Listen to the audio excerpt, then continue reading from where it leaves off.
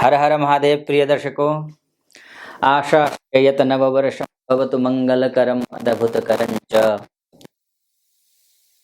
सिद्धिरस्तु। अर्थात मुझे पूरी उम्मीद है, विश्वास है, भरोसा है कि नववर्ष 2024 आपके लिए एवं आपके संपूर्ण परिवार के लिए बेहद आश्चर्य लेकर के आएगा, समृद्धि लेकर के आएगा, वैभव लेकर के आएगा। आप यशस्वी हो, आप धनवान हो, आप यशोवान हो, आप कीर्ति आपकी हो, आपकी हर एक मनोकामना 2024 में पूरी हो, ऐसी मेरी शुभकामना 2024 की। प्रिय दर्शकों, इस वीडियो में हम चर्चा करने जा रहे हैं वृषभ राशि वालों के लिए 2024 का जो वर्ष है वो कैसा रहने वाला है। उस 2024 से पहले 2023 में आपके लिए बेहद संघर्ष भरा रहा है 2023, लेकिन 2024 का जो वर्ष है वो बेहद शानदार है, अच्छा है, शुभ है। कैसे और क्यों, सब कुछ डिटेल में बताऊंगा, लेकिन उससे पहले आपसे एक निवेदन है। आप अगर पहली बार मेरे वीडियो को देख रहे हैं, अगर मेरा वीडियो अच्छा लगता है आपको, पूरा सुनिएगा पहले। अगर अच्छा लगे तो चैनल को सब्सक्राइब कर दीजिएगा, वीडियो को लाइक कर दीजिएगा और कमेंट बॉक्स में जाकर के हर हर महादेव 5 बार या 11 बार अवश्य लिख दीजिएगा, क्योंकि महादेव की कृपा आप पर भी बनी रहे और मैं भी महादेव का ही भक्त हूँ। चलिए वृषभ राशि की बात कर लेते हैं। 2024 आपके लिए कैसा रहने वाला है। जैसे कि मैंने कहा, बेहद संघर्ष रहा है आपके लिए। आपके राशि के हिसाब से आमदनी कम और खर्चा ज़्यादा रहा है 2023 में। हर मोड़ पर, चाहे बिजनेस करते हो, किसी भी प्रकार का कोई भी बिजनेस करते हो आप, चाहे जॉब करते हो, चाहे पर्सनल लाइफ में किसी के साथ संबंध में बंधे हुए हो, हर एक क्षेत्र में सफलता कोसों दूर थी आपसे। लेकिन 2024 शानदार रहने वाला है। उसके 2 महत्वपूर्ण कारण मैं बताता हूँ। आपका जो कर्मेश, यानी कि जहाँ से मान को, सम्मान को, पद को, प्रतिष्ठा को, नौकरी को, इंटरव्यू इत्यादि को देखा जाता है, वो शनि है। आपका भाग्येश भी शनि है और शनि भाग्येश है। भाग्येश होकर के यहाँ पर बहुत अच्छा योग बनाया हुआ है, शश योग बनाया हुआ है। शश योग अच्छा तो है ही, साथ साथ में शनि का भाग्येश होकर के केंद्रस्थ होना, दशमस्थ होना राजयोग होता है। इसके साथ साथ में शनि जो है मान का, सम्मान का तो है ही, साथ में पूरे साल में 2 नक्षत्रों में गोचर करेंगे शनि, शतभिषा नक्षत्र और पूर्वा भाद्रपदा नक्षत्र। वर्ष की शुरुआत से लेकर के 5 अप्रैल 2024 तक शतभिषा नक्षत्र में गोचर करेंगे। शतभिषा जो नक्षत्र है वो राहु का नक्षत्र होता है। राहु लाभ स्थान में बैठा हुआ है, अर्थात भाग्य का लाभ होगा, कर्म का लाभ होगा। और एक व्यक्ति के लिए भाग्य जो कर्म करता है उसमें भाग्य का पूर्णतः समर्थन मिले, साथ मिले, भाग्य उसका साथ दे, तो वही व्यक्ति भाग्यशाली होता है। और इस वर्ष आपके साथ यही हो रहा है। उदाहरण के लिए आपको मैं ये बता रहा हूँ, जैसे कि शनि राहु के नक्षत्र में जाएगा। राहु का कोई अपना स्वतंत्र अधिकार नहीं होता है। लाभस्थ राहु है, मीन राशि में है बैठा हुआ। मीन राशि के स्वामी गुरु का जैसा फल देगा, यानी कि पैसा, सोर्स ऑफ इनकम को बिल्ड करेगा, सोर्स ऑफ इनकम एक से अधिक करवाएगा। किन क्षेत्रों में? अब लाभ का तात्पर्य पैसा से ही नहीं है। अगर आप आप रोगी हैं तो निरोगी होंगे। आप किसी मुकदमे में फंसे हुए हैं, कोर्ट कचहरी के मामला झेल रहे हैं, आपकी लग्न कुंडली में, जिसमें date of birth, time of birth और प्लेस ऑफ बर्थ के हिसाब से ऐसा योग बना हुआ हो, मंगल कमजोर हो, अस्त हो, नीच का हो, दशाएं चल रही हो, राहु मंगल का युति संबंध हो, शनि खराब स्थिति में हो, तो स्वाभाविक है कि ये जो 2023 में कोर्ट कचहरी के मामला में भी फंसाता है। अगर ऐसे आपके लग्न कुंडली में है, अगर फंसे हुए थे आप, तो इस बार निकलते हुए दिखाई दे रहे हैं। आप निरोगी हो रहे हैं, अब आर्थिक लाभ आपको मिल रहा है। मेंटल स्ट्रेस अभी तक जो भी था, उस मेंटल स्ट्रेस से आप उभरते हुए दिखाई दे रहे हैं। चाहे आप व्यवसायी हो, चाहे आप नौकरी पेशा करते हो, चाहे आप मैन्युफैक्चरर हो, चाहे आप रिटेलर हो, चाहे आप ट्रेडर हो, चाहे आप कपड़ों का काम करते हो, चाहे इंपोर्ट एक्सपोर्ट का कार्य करते हो, चाहे ज़मीन का काम करते हो, चाहे प्रॉपर्टी का काम करते हो, चाहे आप रियल एस्टेट में हो, कंस्ट्रक्शन का काम करते हो, चाहे आप कुछ भी करते हो, चाहे आप इंजीनियर हो, चाहे सीए हो, आप लॉयर हो, आप डॉक्टर हो, आप या फिर पुलिसकर्मी हो आप, या फिर हमारे यहाँ तक कि मैंने हमारे सीमाओं में बैठे हुए बीएसएफ के हमारे वीर जवान आईटीबीपी में हो, सीआरपीएफ में हो, किसी भी क्षेत्र में हो आप, ये जो वर्ष है इन सब क्षेत्रों के लिए मैं इसलिए बोल रहा हूं, सब कुछ शनि जो होता है न्यायप्रिय ग्रह होता है, ये सारे न्याय से चलने वाली संस्थाएं हैं।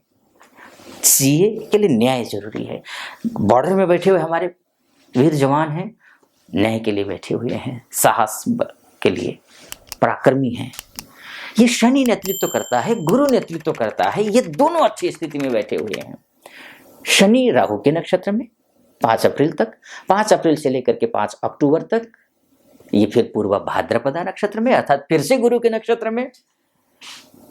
राहु के नक्षत्र में शनि था, तब भी गुरु के नक्षत्र, गुरु की राशि में राहु बैठा था, इसलिए शनि गुरु से प्रभावित था। और उसके बाद जाकर 5 अप्रैल से लेकर के 5 अक्टूबर तक वो गुरु के ही नक्षत्र में, यानी कि शनि राहु और गुरु के बीच में तिकड़ी, ये जो तिकड़ी है वो आपका 2024 को शानदार तरीके से पार लगाती हुई दिखाई दे रही है। अच्छा, लेकिन एक थोड़ा सा संभलना भी होगा यहाँ पर। एक शनि को फिनिश करता हूँ, फिर मैं गुरु में आता हूँ। एक सावधानी बोलूंगा मैं आपको, वो सावधानी आपको बरतनी है। गुरु की शनि की जहाँ तक बात करें कि 5 अक्टूबर से लेकर के फिर 26 दिसंबर तक ये फिर से शतभिषा नक्षत्र में, यानी कि राहु के ही नक्षत्र में, जो मैं आपको बोल चुका हूँ शानदार होता है। फिर उसके बाद फिर से पूर्व भाद्रपदा नक्षत्र में रहेगा। लेकिन हाँ, ये जो 2 नक्षत्रों में जो आना जाना कर रहा है ना, जैसे वर्ष की शुरुआत में शतभिषा में था, फिर पूर्व भाद्रपदा में आया, फिर से 5 अक्टूबर के बाद फिर से शतभिषा में गया। तो कारण क्या है? क्योंकि ये 30 जून से लेकर के 15 नवंबर के बीच में ये वक्री होगा।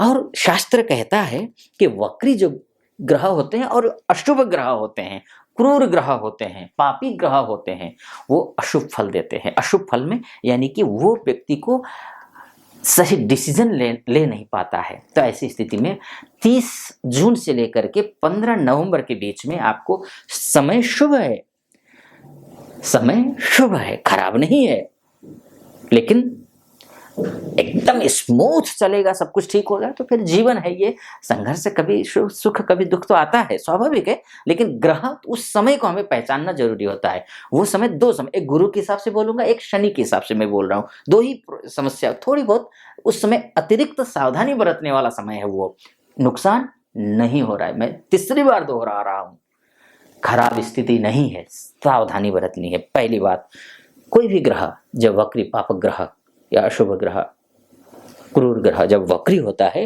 तो उस समय योजनाएं बनानी चाहिए, बड़ों से सलाह करनी चाहिए, अपने बुजुर्गों से सलाह करनी चाहिए, अनुभवी लोगों से सलाह लेनी चाहिए, क्या करें कैसे करें। इम्प्लीमेंट बाद में करनी चाहिए। जो आप सलाह लेंगे ना, उस समय आपके पास सलाह इतने आएंगे, नेगेटिव भी आएंगे, पॉजिटिव भी आएंगे, और उसके बाद कंक्लूजन पर पहुंचेंगे आप। तो योजना बनाइए, लेकिन इंप्लीमेंट शनि के वक्री खत्म हो जाए तब करिएगा।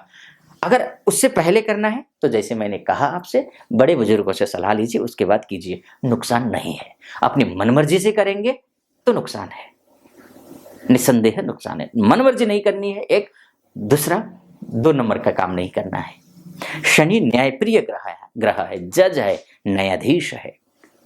गलत काम करेंगे रुला देगा आपको, नुकसान करेगा, करवाएगा, आप निश्चित नुकसान करेगा।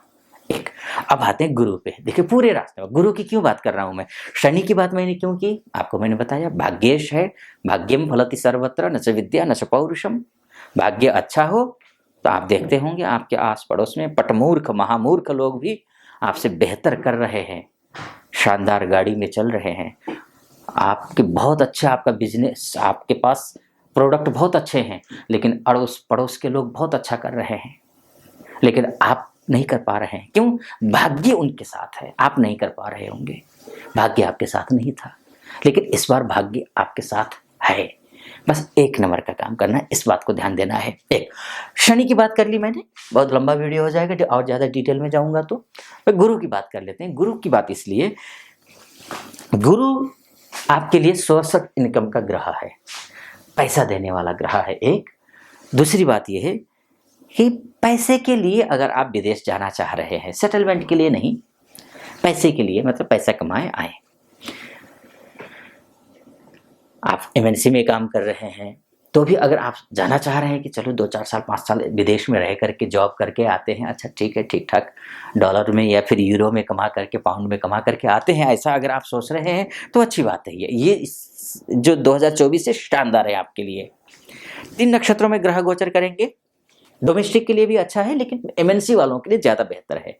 एक दूसरी बात यह है कि अगर आप इंपोर्ट एक्सपोर्ट का कार्य करते हैं, बिजनेस करते हैं, तब भी आपके लिए अच्छा है। और विद्यार्थी वर्ग है कोई, अब वो आइलेट्स की तैयारी कर रहा है, चाहे वो कहीं भी जा रहा है, यूरोपियन कंट्री में कहीं जा रहा है, अमेरिकन कंट्री में जा रहा है, और वो तैयारी कर रहा है, वहाँ जाके पढ़ना चाह रहा है, और पढ़ाई तो कम ही होती है वहाँ जा करके, पढ़ाई के साथ नौकरी भी मतलब वो करना चाह रहे हैं, अगर वहाँ कर जाना चाह रहे हैं उनको भी सफलता मिलती हुई दिखाई दे रही है, ये भी है।